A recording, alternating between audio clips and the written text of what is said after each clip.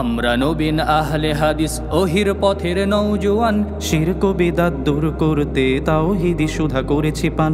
আমরা নবীন আহলে হাদিস ওহির পথের নওজোয়ান, শিরক বিদআত দূর করতে তাওহীদি সুধা করেছি পান। বদর, ওহদ, খন্দক এবং মুতার তপ্ত ময়দানে বিলিয়ে দিলেন জীবন যারা ওহির বাণীর জয়গানে।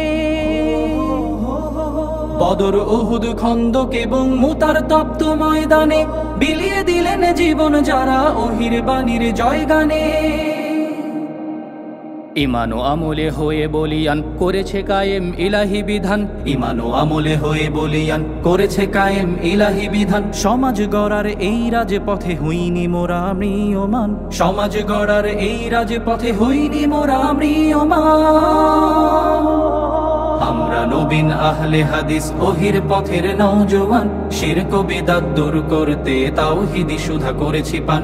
আমরা নবীন আহলে হাদিস ওহির পথের নওজোয়ান, শিরক বিদআত দূর করতে তাওহীদি সুধা করেছি পান। কিয়ামতের দিন আল্লাহ রাব্বুল আলামিন 7 শ্রেণীর মানুষকে তিনি আরশের নিচে ছায়া দিবেন, যেই দিন আল্লাহর ছায়া ছাড়া, আরশের ছায়া ছাড়া আর কোনো ছায়া থাকবে না। সুতরাং যে যুবক তার এই যৌবন কালটাকে আল্লাহর রাস্তায় ব্যয় করবে, যে যুবক তার এই যৌবন কালটাকে আল্লাহ রাব্বুল আলামিনের পথে খরচ করবে, সেই যুবক ইহকালে যেমন বরিত হবে, পরকালে সে তেমনি পুরস্কৃত হবে। তাহলে তাওহীদের এই দ্ব্যর্থহীন ঘোষণা, ঈমানের এই যে মজবুতি, এটা ইব্রাহিম আলাইহিস সালাম কোত্থেকে পেলেন? তখন তো তিনি নবী হন নাই। তাহলে কোন ইলম? যে ইলম আমাকে আল্লাহকে জানতে শিখায়, আল্লাহর বিধানকে মানতে শিখায়, যে ইলমের মাধ্যমে আমি হারাম হালাল বাস বিচার করতে পারি, যে ইলমের মাধ্যমে আমি হক বাতিল এটা পার্থক্য করতে পারি, তারা ছিল কতিপয় যুবক যারা তাদের রবের উপর ঈমান এনেছিল, আর আমি তাদের জন্য হেদায়েত বৃদ্ধি করে দিয়েছিলাম। আমাদের প্রত্যেকেরই জানা দরকার যে আমার উপরে, আমার ব্যক্তি জীবনে, পারিবারিক জীবনে, সামাজিক জীবনে, অর্থনৈতিক জীবনে, রাজনৈতিক জীবনে আমার উপর কি দায়িত্ব আছে। আহলে হাদিস আন্দোলন বাংলাদেশ, আসুন পবিত্র কুরআন ও সহিহ হাদিসের আলোকে জীবন গড়ি। আল মুমিনুল কবিয়্যু আহাব্বু ইলাল্লাহি খায়রুন ওয়া আহাব্বু ইলাল্লাহি মিনাল মুমিনিজ যায়িফ ওয়া ফি কুল্লিন খায়রুন ইলা আখিরিল হাদিস। বাংলাদেশ আহলে হাদিস যুব সংঘ রাজশাহী পশ্চিম সাংগঠনিক জেলা কর্তৃক আয়োজিত আজকের এই যুব সমাবেশের মহতারাম সভাপতি, প্রধান অতিথি,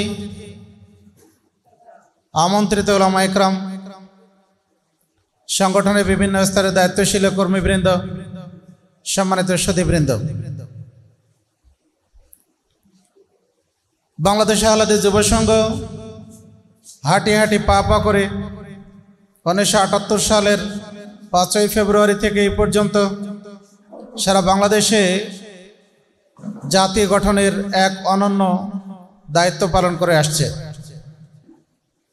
দেশের বিভিন্ন ক্রান্তিকাল যখন আমাদের সম্মুখে এসে উপস্থিত হয়েছে, যুব সংঘের যুবকরা তখন তাদের ঈমানি মজবুতি নিয়ে, তাদের দৃঢ় মনোবল নিয়ে, তাদের সংস্কারের মানসিকতা নিয়ে সেই সমস্যাকে তারা মোকাবেলা করার জন্য দৃঢ়পদ হয়েছে। যুগে যুগে, কালে কালে যুবকদের মাধ্যমেই সারা পৃথিবীতে যে কোনো আদর্শ প্রতিষ্ঠা হয়েছে। যদি যুবকরা না থাকতো তাহলে পৃথিবীতে কখনোই কোনো আদর্শ যথাযথভাবে প্রতিষ্ঠিত হতো না।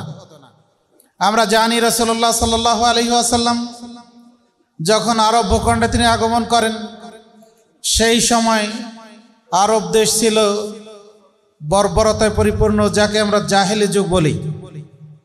কিন্তু সেই যুগেও এমন কিছু যুবক রাসূল সাল্লাল্লাহু আলাইহি ওয়াসাল্লাম সাথে পেয়েছিলেন, যাদের মাধ্যমে ইসলামের এই শান্তিপূর্ণ বাণী তিনি মানুষের কাছে পৌঁছে দিতে সক্ষম হয়েছিলেন। মাত্র 23 বছরের ব্যবধানে তিনি সারা বিশ্বে ইসলামের এই আদর্শকে সর্বত্র ছড়িয়ে দিতে সক্ষম হয়েছিলেন। সুতরাং যুবকরা এমন একটি শক্তি, যে শক্তি একবার জাগ্রত হলে জাতিকে পরিবর্তন করে দিতে সময় লাগে না। সুতরাং আমাদের যুব সংঘের ভাইদের আজকে সময় এসেছে আমাদের প্রস্তুতি নেওয়ার, সময় এসেছে আমাদের জাগ্রত হওয়ার, সময় এসেছে কুসংস্কারকে দূরীভূত করে এখানে ইসলামের শাশ্বত বাণী প্রতিষ্ঠা করার। সুধীবৃন্দ, আজকের যুব সমাজের মূলত তাহলে মৌলিক কাজ কি হবে, সেই বিষয়ে আমি দুটি কথা আপনাদের সামনে উপস্থাপন করতে চাই। আল্লাহ বলছেন, হুয়াল আল্লাহুল্লাযী খালাকাকুম মিন যাফিন, আল্লাহ সেই সত্তা যিনি তোমাদেরকে দুর্বল হিসেবে সৃষ্টি করেছেন। সুম্মা জাআলা মিন বাদি যাফিন কুওয়াতান, অতঃপরে দুর্বলতার পরে তোমাদেরকে শক্তিশালী করেছেন। সুম্মা জাআলা মিন বাদি কুওয়াতিন যাফা ওয়া শাইবা, অতঃপরে এই শক্তি সামর্থ্যের পরে আবার তিনি মানুষকে দুর্বল করে দিয়েছেন এবং তাদেরকে বার্ধক্যে উপনীত করেছেন। সূরা রোম 54 নম্বর আয়াত। তাহলে যৌবনকাল এমনই একটি সময় যেটা হচ্ছে দুইটি দুর্বলতার মধ্যবর্তী অবস্থান। মানুষ শৈশবের এই দুর্বলতা কাটিয়ে ওঠে, ধীরে ধীরে সে যৌবনের শক্তিমত্তার দিকে সে ধাবিত হয়। আবার যখন যৌবনের এই শক্তিমত্তা আস্তে আস্তে স্তীমিত হয়, তখন সে প্রৌঢ়ত্বে এবং একসময় সে বার্ধক্যে উপনীত হয়। তাহলে শৈশবকালেও সে নির্ভরশীল, আবার বার্ধক্যে গিয়েও কিন্তু সে নির্ভরশীল। মাঝখানে যৌবনকালটা একটা গুরুত্বপূর্ণ সময়, যে সময়ের ব্যাপারে আল্লাহ রাব্বুল আলামিন কোরআনের বহু জায়গায় তিনি দৃষ্টান্ত উপস্থাপন করেছেন, তিনি বর্ণনা করেছেন, যুবকদের প্রশংসা করেছেন।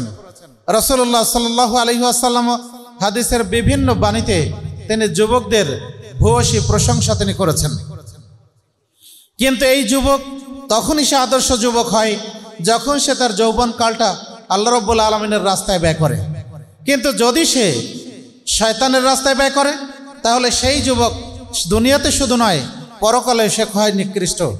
মানুষ তাকে গ্রহণ করে না, সে হয় ধিক্কৃত, সে হয় তিরস্কৃত।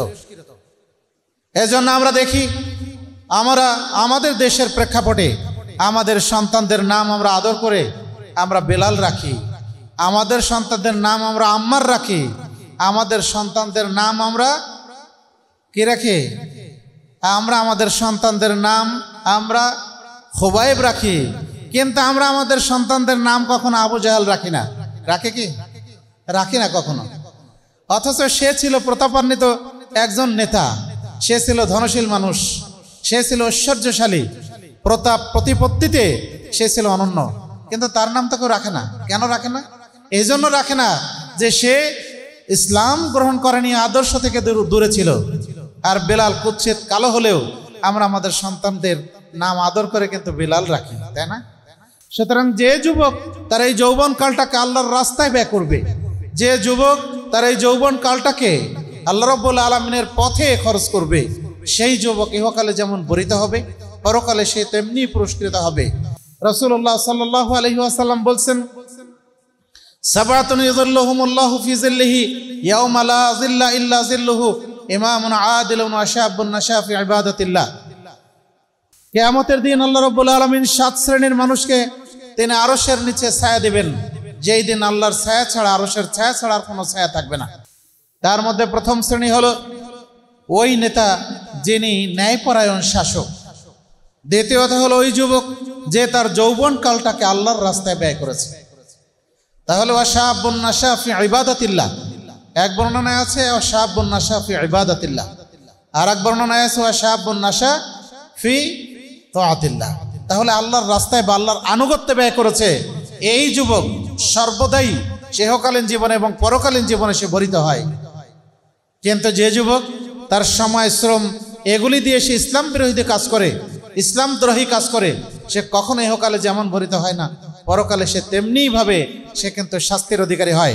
সুতরাং আমরা চেষ্টা করব আমাদের এই যৌবনকালটাকে কি করে স্মরণীয় বরণীয় করে রাখা যায় এবং এই যৌবনকালের অর্জন দিয়ে পরকালীন জীবনে আমরা নাজাত লাভ করতে পারি, সেই চেষ্টা আমাদের প্রত্যেকের করা দরকার। সুধীমণ্ডলী, বিগত যুগে বহু মানুষ অতিক্রান্ত হয়েছে, বহু সম্রাট গেছে, বহু নবী রাসূল গেছে। আল্লাহ রাব্বুল আলামিন তাদের কথা কিন্তু কোরআনে উল্লেখ করেছেন। ইব্রাহিম আলাইহিস সালামের কথা আল্লাহ রাব্বুল আলামিন সূরা আম্বিয়াতে বিশেষভাবে তিনি উল্লেখ করেছেন। তিনি বলছেন, قد كانت لكم أسوة حسنة في إبراهيم والذين معه ইব্রাহিম এবং তার সাথে যারা ছিল তাদের জন্য তাদের মধ্যে উত্তম নমুনা রয়েছে। কি নমুনা? ইব্রাহিম যখন যৌবনকালে উপনীত, তিনি তখন কিন্তু চন্দ্র সূর্য প্রত্যেককে ডেকে ডেকে বললেন, হ্যাঁ, এই যে আকাশে যে নক্ষত্র দেখা যাচ্ছে এই আমার প্রভু হবে। কিন্তু ফালাম্মা আফালাত, যখন সে ডুবে গেল তখন সে বলল যে না, যে জিনিস অস্তমিত হয় সে কখনোই আমার প্রতিপালক হতে পারে না। আবার যখন চন্দ্র উদিত হলো তখন তিনি বললেন যে হ্যাঁ, এটাই আমার প্রভু হবে, কারণ নক্ষত্রের চেয়ে এটা বড়। যখন চন্দ্র ডুবে গেল তখন তিনি বললেন যে না, যে জিনিস অস্তমিত হয়, যা ডুবে যায়, যা অদৃশ্য হয়, তা কখনো আমার প্রতিপালক হতে পারে না। এবার সূর্য উদিত হলো, সূর্য দেখে তিনি বললেন যে এই সূর্যই আমার প্রতিপালক হবে। কিন্তু যখন দিন শেষে সূর্য ডুবে গেল তখন তিনি বললেন যে না, যে জিনিস ডুবে যায়, যে জিনিস অদৃশ্য হয়ে যায়, যে জিনিস অস্তিত্বহীন হয়, সেই জিনিস কখনোই আমার প্রতিপালক হতে পারে না। তাহলে তাওহীদের এই দ্ব্যর্থহীন ঘোষণা, ইমানের এই যে মজবুতি, এটা ইব্রাহিম আলাইহিস সালাম কোত্থেকে পেলেন? তখন তো তিনি নবী হন নাই। তাহলে যৌবনকালের তার যেই বোধ বুদ্ধি, এগুলি আমাদের জন্য শিক্ষা। তার জাতি এই চন্দ্র সূর্য নক্ষত্রের পূজা করত, তিনি সেগুলি তাদের সামনে পেশ করে বলছেন যারা যে জিনিস অস্তমিত হয়, যা কোনো উপকার করতে পারে না, যা কোনো তোমাদের ক্ষতি করতে পারে না, সে জিনিস কি করে তোমাদের প্রভু হতে পারে? তাহলে আজকের যুবক যারা, এখন দেখেন বহু ব্লগার আছে, তারা ইসলামের বিরুদ্ধে কথা বলে, অথচ তার নাম হচ্ছে মুসলিম। তার মুসলিম নামধারী সে ইসলামের বিরুদ্ধে কথা বলছে। তার মানে তার মধ্যে কিন্তু ইমানের এই তেজ নাই, সে কিন্তু ইমান আনেনি, সে কিন্তু আসলে আল্লাহকে চিনতে পারেনি। অথচ ইব্রাহিম আলাইহিস সালাম নিভৃতে থেকে তিনি কিন্তু আল্লাহকে চিনেছিলেন। মুসা আলাইহিস সালাম তিনি অন্ধকারে থেকেও আল্লাহ রাব্বুল আলামিনকে তিনি চিনতে পেরেছিলেন। এভাবে করে নবী রাসূলগণ আমাদের যুবক ভাইদের জন্য ইমানে দীক্ষা নিয়ে আসেন, তারা হচ্ছে আমাদের জন্য আদর্শ। 2 নম্বর দিক হল ইব্রাহিম আলাইহিস সালাম, তিনি জীবনে বহু পরীক্ষার সম্মুখীন হয়েছেন, কিন্তু কখনো কি তিনি পিছপা হয়েছেন? এই কয়েকদিন পূর্বেই আমাদের সবচেয়ে বড় একটা ইবাদত চলে গেল, তাই না? কোরবানি। তাহলে ইব্রাহিম আলাইহিস সালাম তার নিজের সন্তানকে কোরবানি করে তিনি যে পরীক্ষা সেখানে দিয়েছিলেন, তিনি যে ধৈর্য ধারণ করেছিলেন, এখান থেকে আমাদের শিক্ষা নিতে হবে। জীবনের প্রতিটি পরতে পরতে, আমাদের প্রতিটি বাঁকে বাঁকে, আমাদের বাধা বিপত্তিতে আমাদেরকে দৃঢ় পদে থাকতে হবে ইব্রাহিম আলাইহিস সালামের জীবনী থেকে শিক্ষা নিয়ে। এরপরে ইব্রাহিম আলাইহিস সালাম বাতিলের যে মোকাবিলা করেছিলেন, যে যুক্তি তিনি উপস্থাপন করেছিলেন, তৎকালীন সময়ের কোনো মানুষ কিন্তু তার কোনো উত্তর দিতে পারেনি। আপনাকে আমাকেও এমনই এলেম অর্জন করা দরকার, যে এলেমের মাধ্যমে আপনি বাতিলের বিরুদ্ধে যুক্তি উপস্থাপন করতে পারি, তাদের যে খোড়া যুক্তি আছে সেগুলির যথাযথ উত্তর দিতে পারি। আল্লাহ বলছেন, ওয়া আহসানু কাওলাম মিম্মান দাআ ইলাল্লাহি ওয়া আমিলা সালিহান ওয়া ক্বালা ইন্নানী মিনাল মুসলিমিন। তার চেয়ে উত্তম কথা আর কার হতে পারে, যে ব্যক্তি মানুষকে আল্লাহর দিকে দাওয়াত দেয় আর যে বলে যে আমি মুসলিম। তাহলে এই দাওয়াত দেওয়ার পদ্ধতি সম্পর্কেও আল্লাহ রাব্বুল আলামিন কিন্তু বলছেন, তিনি বলছেন যে তোমরা মানুষকে দাওয়াত দাও উত্তম উপদেশের মাধ্যমে, এবং যখন তাদের সাথে বিতর্ক করবে তখন তাদের সাথে উত্তমভাবে বিতর্ক করবে। যদি আমার দ্বীনি ইলম না থাকে এবং অন্যান্য ধর্মের ইলম যদি আমাদের ভিতরে না থাকে, তাহলে কিন্তু বাতিলের মোকাবেলা করা সম্ভব নয়। তাহলে দ্বীনি ইলম আপনাকে আমাকে অর্জন করা দরকার। রাসূলুল্লাহ সাল্লাল্লাহু আলাইহি ওয়াসাল্লাম বলছেন, তলাবুল ইলমি ফরিজাতুন আলা কুল্লি মুসলিমিন। প্রত্যেক মুসলিমের উপরে ইলম অর্জন করা হচ্ছে ফরজ। তাহলে কোন ইলম? যে ইলম আমাকে আল্লাহকে জানতে শিখায়, আল্লাহর বিধানকে মানতে শিখায়, যে ইলমের মাধ্যমে আমি হারাম হালাল বাস বিচার করতে পারি, যে ইলমের মাধ্যমে আমি হক বাতিল এটা পার্থক্য করতে পারি, সেই ইলম অর্জন করা প্রত্যেক যুবক ভাইয়ের জন্য জরুরি। কিন্তু দুঃখের বিষয় হলো আমরা ইলম অর্জন করতে চাই, কিন্তু পড়াশোনার ক্ষেত্রে আমরা অত্যন্ত দুর্বল। আমাদের উচিত আমরা ইলম অর্জন করার জন্য যথাযথ আমরা পড়াশোনা করব, তাহলে ইলমের ভান্ডার আমাদের বৃদ্ধি হবে। আমরা চেষ্টা করব অবশ্যই যেন আমরা দ্বীনি ইলম বৃদ্ধি করতে পারি। বিগত যুগের বহু যুবকদের কথা আল্লাহ রাব্বুল আলামিন কোরআনে উল্লেখ করেছেন। আল্লাহ বলছেন, কতিলা আসহাবুল উখদুদ। কি ঘটনা ছিল সেখানে? এই যে গর্তওয়ালারা, তারা ধ্বংস হোক। এই গর্তওয়ালা কারা? আব্দুল্লাহ বিন সামের। সে যখন দাওয়াত দিল মানুষকে, কিভাবে সে নিজে নিজেকে উৎসর্গ করে ইসলামের দাওয়াত কিন্তু সে তার জাতির কাছে পেশ করেছিল। সম্রাট যেটা ভয় করেছিল যে আব্দুল্লাহ বিন সামেরের দাওয়াতের মাধ্যমে আমাদের লোকগুলি বিধর্মী হয়ে যাবে, তারা আব্দুল্লাহর ধর্ম গ্রহণ করবে আর আমাদের জাতির ধর্ম পরিত্যাগ করবে। কিন্তু আব্দুল্লাহ কিন্তু সেটাই করেছিল, তাই না? নিজেকে উৎসর্গ করে দিয়ে সে কিন্তু সারা দেশে ইসলামের দাওয়াতটাকে পৌঁছে দিয়েছিল।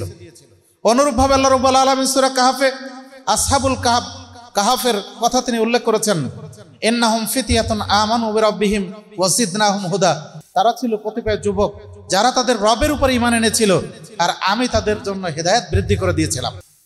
তাহলে আজকে নতুন করে আর ওহী নাজিল হবে না, কিন্তু আমাদের যুবক ভাইরা যদি সেই ঈমানি তেজ নিয়ে, সেই ঈমানি বলে বলিয়ান হয়ে তারা যদি এদেশের সংস্কার কাজে অংশগ্রহণ করতে পারে, তাহলে জাতি তাদেরকে স্মরণ করবে, তারা অমরত্ব লাভ করবে, তারা একসময় ইতিহাস হয়ে থাকবে। আমার আপনার উচিত সেই কাজ করা।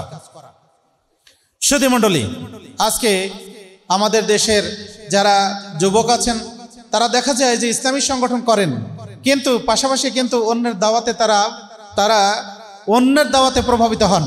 কিভাবে? আমাদের অনেক যুবক আছেন যারা দেখা যায় যে এখন অন্ধ তাকলিদ করে থাকেন, ব্যক্তি পূজা করে থাকেন। অথচ বাংলাদেশ আহলে হাদিস যুব সংঘের দ্বিতীয় মূলনীতি কি? তাকলিদের সাক্ষী বা অন্ধ ব্যক্তি পূজার অপনোদন। আমি জেনে বুঝে কোন বিষয় জেনে বুঝে কারো কথা যদি পবিত্র কোরআন এবং সহিহ হাদিসের আলোকে সেটা যদি টেকে তাহলে তার কথা মানতে পারি, কিন্তু যদি কারো কোনো কথা পবিত্র কোরআন এবং সহিহ হাদিসের মানদণ্ডে সেটা না টিকে তাহলে আমরা তার কথা অন্ধভাবে মানতে পারি না। আজকের বহু বিষয়ে বহু মাসলা মাসাইল এমন আছে যে দেখা যায় অমুকে বলেছেন বলে সেটা আমাকে মানতে হবে না। অমুকে বলেছেন তো তিনি কি ছোট আলেম, তিনি কি কম জানেন? আসলে এই মানসিকতা পোষণ করা আমাদের জন্য জরুরি নয়, এগুলি আমাদের পরিহার করা উচিত। কারণ আমি দেখব কোরআন এবং হাদিস কি বলে, আমি কোরআন এবং হাদিস থেকে ইলম গ্রহণ করার চেষ্টা করব।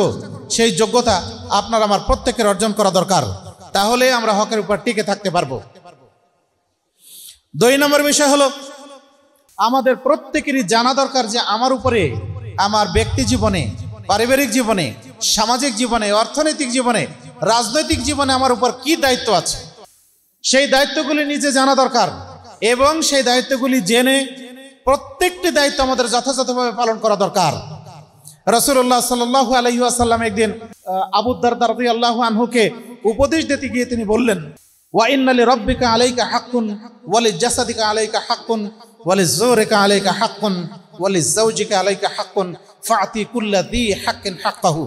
তোমার উপর তোমার রবের হক আছে, তোমার উপর তোমার দেহের হক আছে, তোমার উপর তোমার প্রতিবেশীর হক আছে, তোমার উপর তোমার স্ত্রীর হক আছে। সুতরাং তুমি প্রত্যেকের হক যথাযথভাবে প্রদান করো। তাহলে আমরা আমাদের উপরে কার কি হক আছে সেটা যদি আমরা না জানি তাহলে কি হক আদায় করা সম্ভব? এটা আদায় করা সম্ভব নয়। সুতরাং আপনার আমার জানতে হবে যে আমার আপনার উপরে কি হক আমাদের রয়েছে। সুতরাং এই হকগুলি জেনে প্রত্যেককে যথাযথভাবে হক প্রদান করা দরকার। 3 নম্বর বিষয় হলো আমরা আল্লাহ রাব্বুল আলামিনের পথের একজন দায়ী হিসেবে আমরা আল্লাহর পথে সর্বদা সদা জাগ্রত প্রহরী হিসেবে আমরা সদা তৈরি থাকব। রাসূলুল্লাহ সাল্লাল্লাহু আলাইহি ওয়াসাল্লাম বলছেন, রিবাতু ইয়াউমিন ফি সাবিলিল্লাহি খায়রুম মিনাদ দুনিয়া ওয়া মা ফিহা ওয়া মা আলাইহা। আল্লাহর রাস্তায় একটা দিন পাহারা দেওয়া দুনিয়া এবং দুনিয়ার মধ্যে যা কিছু আছে সব কিছু থেকে উত্তম। তাহলে আমরা আল্লাহ রাব্বুল আলামিনের রাস্তায় পাহারারত একজন সৈনিক। শিরকের কোনো জঞ্জাল যেন আমাদের সমাজে প্রবেশ করতে না পারে, ঠিক তেমনি ভাবে সুন্নাতের ছদ্মবেশে বেদাতি কোনো কর্মকাণ্ড যেন আমাদের সমাজে প্রবেশ করতে না পারে, সেজন্য আমরা সদা প্রহরী হিসাবে সদা প্রহরারত আমরা থাকবো, আমরা সদা জাগ্রত থাকবো। আল্লাহ আমাদেরকে তৌফিক দান করুন, আল্লাহুম্মা আমিন। 4 নম্বর বিষয় হলো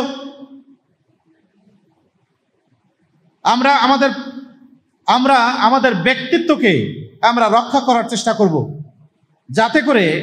যাতে করে আমরা অন্যের অন্ধ অনুকরণ করে আমরা যেন জাহান্নামী না হই। রাসূলুল্লাহ সাল্লাল্লাহু আলাইহি ওয়াসাল্লামের হাদিস, লাআনা রাসূলুল্লাহ সাল্লাল্লাহু আলাইহি ওয়াসাল্লাম আল মুতাশাব্বিহিনা মিনার রিজাল বিন নিসা ওয়াল মুতাশাব্বিহাতু মিনান নিসা বির রিজাল। রাসূলুল্লাহ সাল্লাল্লাহু আলাইহি ওয়াসাল্লাম নারীদের সাদৃশ্য পোষণকারী পুরুষদেরকে তিনি যেমন লানত করেছেন, ঠিক তেমনি ভাবে পুরুষদের সাদৃশ্য পোষণকারী নারীদেরকেও তিনি লানত করেছেন। অনেক ভাই খুশির বসে ছেলে হয়েছে, সুতরাং ছেলের মহব্বতে তাকে স্বর্ণের একটা চেন বানিয়ে গলায় পরিয়ে দিবেন, তাই না? একটা স্বর্ণের আংটি বানিয়ে নানা দাদারা তাকে পরিয়ে দেবেন। এগুলি কি আমরা করব না? এগুলি আমরা কখনো করব না। এগুলি ইহুদি খ্রিস্টানদের সংস্কৃতি, এগুলি তাদের অনুসরণ। আমরা তাদের অনুসরণ করতে বাধ্য নই, আমরা তাদের অনুসরণ করব না।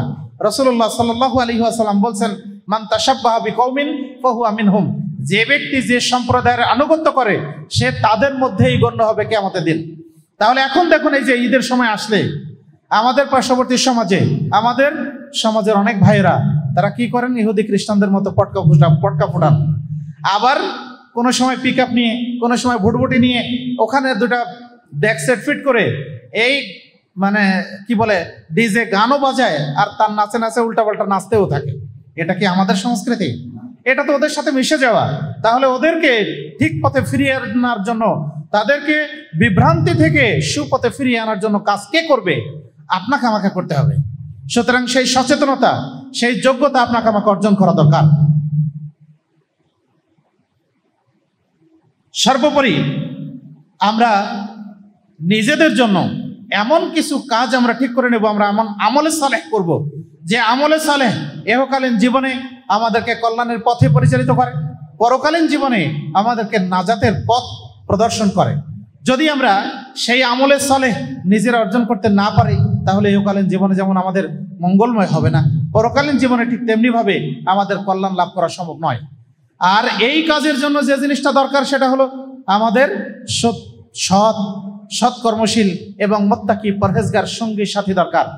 রাসূলুল্লাহ সাল্লাল্লাহু আলাইহি ওয়াসাল্লাম বলছেন, লা তুসাহিবিল্লা মুমিনান, তুমি মুমিন ছাড়া কাউকে সাথী হিসেবে গ্রহণ করো না। তাহলে আহলে হাদিস যুব সংঘের প্রত্যেকটি কর্মী একজন প্রকৃত সে মুমিন হবে, আর সে অন্যদেরকে মুমিন বানানোর চেষ্টা করবে। তাহলেই ইহকালীন জীবনে আমরা যেমন শান্তি লাভ করব, পরকালীন জীবনে তেমনি আমরা মুক্তি লাভ করব। রাসূলুল্লাহ সাল্লাল্লাহু আলাইহি ওয়াসাল্লাম বলছেন, আল মারউ আলা দীনি খালিলিহি ফালিয়ানজুর আহাদুকুম বিমা ইউখালিলু, প্রত্যেক ব্যক্তি তার বন্ধুর রীতিনীতি গ্রহণ করে। সুতরাং তোমাদের প্রত্যেকেই যেন খেয়াল করে যে সে কাকে বন্ধু হিসাবে গ্রহণ করেছে। সুতরাং আমরা সাথী হিসাবে, বন্ধু হিসাবে নির্বাচন করতে গেলেও আমাদেরকে দেখতে হবে যে কাকে আমাদের সাথী নির্বাচন করা যায়। আহলে হাদিস যুব সংঘের প্রত্যেকটি কর্মীকে যথাযথভাবে আদর্শবান যুবক হওয়া দরকার, যাতে করে তার মাধ্যমে অন্যরা সঠিক হতে পারে, অন্যরা আদর্শ শিখতে পারে। আমরা ৯৬ সালে যখন রাজশাহী বিশ্ববিদ্যালয়ে ভর্তি হই, তখন আমাদের এখানকার আজকের যিনি প্রধান অতিথি ডক্টর আহমদ আবদুল্লাহ সাকিবের যিনি সুপারভাইজার ছিলেন প্রফেসর রুহুল আমিন স্যার, উনি আমাদের ওপেনিং ক্লাসে একটা কথা বলেছিলেন যে দেখো, এই যে রাজশাহী বিশ্ববিদ্যালয় বৃহত্তর একটা পরিবেশ, তোমরা ছোট্ট অবস্থা থেকে এখানে এসেছো, কেউ কলেজ থেকে, কেউ মাদ্রাসা থেকে, কিন্তু এখানের এই ৭০৩ একর বিশাল এরিয়া, এই এরিয়াতে ২৬,০০০ ছাত্রছাত্রী আছে। সবার আকীদা আদর্শ একরকম নয়। আমি তোমাদেরকে উপদেশ দিব যে তোমরা তোমাদের আদর্শ দিয়ে অন্যদেরকে পরিবর্তন করার চেষ্টা করবে, তোমরা যেন অন্যদের আদর্শে পরিবর্তন হয়ে না যাও। তাহলে আমিও বলতে চাই, আহলে হাদিস যুব সংঘের যুবকরা তারা নিজেদের আদর্শ দিয়ে অন্যদেরকে পরিবর্তন করার চেষ্টা করবে, কিন্তু অন্যের আদর্শে যেন এরা পরিবর্তন হয়ে না যায়। আমরা দেখেছি এই এলাকায় বলতে যে এর পার্শ্ববর্তী মানে পবা থানাতে যুব সংঘের এমন অনেক কর্মী ছিল যারা এক সময় আত্মাহারিকের প্রত্যেকটি পাতায় পাতায় তারা প্রতিটি হরফ বিবেচনা করে পড়ত এবং প্রতিটি নিয়ে গবেষণা করত। আত্মাহারিকের প্রবন্ধগুলি একসাথে করে একজনে বইয়ে রচনা করলো। আমি তার নাম বলছি না, আপনি অনেকেই চিনবেন। আজকে দুঃখের বিষয় হলো যে সে এখন আহলে কোরআন হয়ে গেছে, মানে মুনকিরিন হাদিস হয়ে গেছে। যদি যথাযথ জ্ঞান থাকে, যদি আদর্শ তার ঠিক থাকে, বন্ধু বান্ধব যদি তার ঠিক থাকে, তাহলে তার মধ্যে এই বিভ্রান্তি আসা আদৌ সম্ভব নয়। সুতরাং আমরা সচেতন থাকব, আমরা চেষ্টা করব আমরা যেন কোনোভাবেই হক থেকে বিচ্যুত না হই। পাশাপাশি এই হকের অনুসারী হওয়ার জন্য মানুষকে আমরা এই পথে দাওয়াত দিব, যাতে করে তারাও পরকালীন জীবনে জান্নাত লাভ করতে পারে। আল্লাহ রাব্বুল আলামিন আমাদের সবাইকে তৌফিক দান করুন। আমরা যেন একজন প্রকৃতপক্ষে আহলে হাদিস যুবক হয়ে, একজন মুমিন যুবক হয়ে, একজন মুত্তাকি পরহেজগার যুবক হয়ে আমরা অন্যদেরকে ইসলামের পথ প্রদর্শন করতে পারি, আমরা হেদায়েতের পথ প্রদর্শন করতে পারি, আমরা পরকালীন জীবনের নাজাতের পথ প্রদর্শন করতে পারি। আল্লাহ আমাদের সবাইকে তৌফিক দান করুন। আল্লাহুম্মা আমিন। আকুলু কওলি হাযা আস্তাগফিরুল্লাহ লি ওয়া লাকুম ওয়া লিসাইরিল মুসলিমিন। ওয়াসসালামু আলাইকুম ওয়া রাহমাতুল্লাহি ওয়া বারাকাতুহু।